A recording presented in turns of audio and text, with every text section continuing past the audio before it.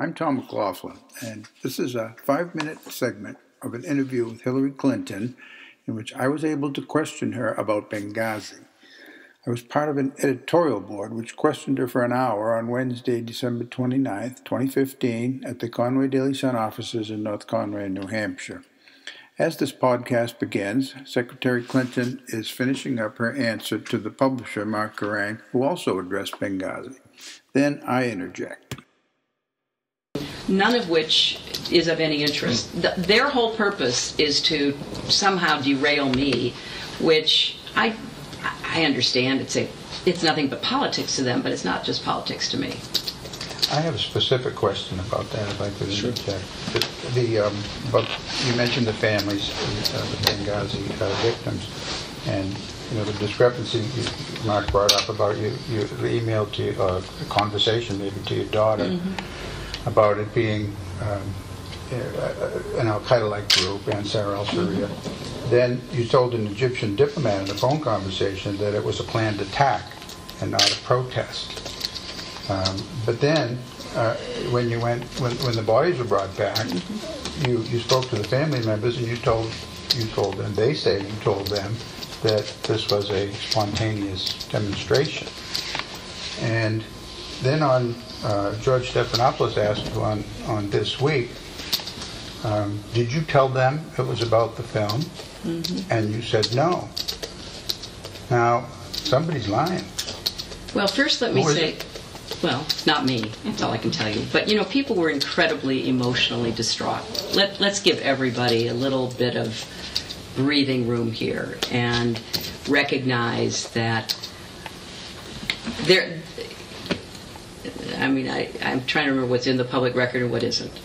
Let's just say that some of the families didn't even know that their sons were working for the CIA and were in Benghazi. This was a huge emotional blow, and I'm very sympathetic to that. I can only tell you what the facts were. That period when I talked to the Egyptian Prime Minister was in that bubble when we thought there was a terrorist group taking credit for it, and that's what we said. And then when they withdrew, and when the intelligence community, led by the CIA, basically said, we don't know yet. Because remember, the CIA and the intel community was guiding us about what they thought happened. And we had to rely on that. We didn't have any independent information or verification. All this material was coming in, the CIA was sorting it out. And if you look at the reports that were done by the minority on the Benghazi committee, because it's a much more reliable source than the Republican majority, they go through chapter and verse, timing about what happened when. And the bottom line is, what happened is people were doing the best they could dealing with information that was changing. And the CIA wrote and approved the talking points that were used. And it was also true that from Egypt to Tunisia to Pakistan, the video was the primary spark that was sending people into protesting against our facilities. All of this was happening simultaneously. It wasn't either or, as much as people want to get to the bottom of it. It was an amalgam of information and action. I'm sure those people were distraught. Yes. 3 different people. Tyrone Wood's father said about you that you told him, quote, we're going to have a filmmaker arrested who was responsible for the death of your son. Sean Smith's mother reported, she said that it was because of the video. And then Glenn Doherty's sister said that you chose to, quote, in that moment, to basically perpetuate what you knew was untrue. So all 3 of them say you told them that, and you say you didn't tell them that. I can only tell you what I know happened. I can't speak to them. I can tell you what Chris Stevens' family believes. I can tell you what Sean Smith's wife believes. I can tell you what other family members believe, because yes. But you didn't tell them that. I did not tell them that. But I can't recite for you everything that was in a conversation where people were sobbing, where people were distraught, where groups of us, the president, the vice president, we were all making the rounds, talking to people, listening to people.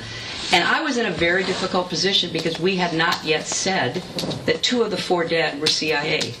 Because we were under very strict direction from the CIA not to reveal that yet. So this was again part of the fog of war. And I regret that anybody has an attitude, a feeling that I do not think is accurate, but I'm not going to do anything other than express my sympathy for them because I think they deserve it. They were people who lost their children, and they have every right to believe whatever they want to believe, but the facts don't bear it out.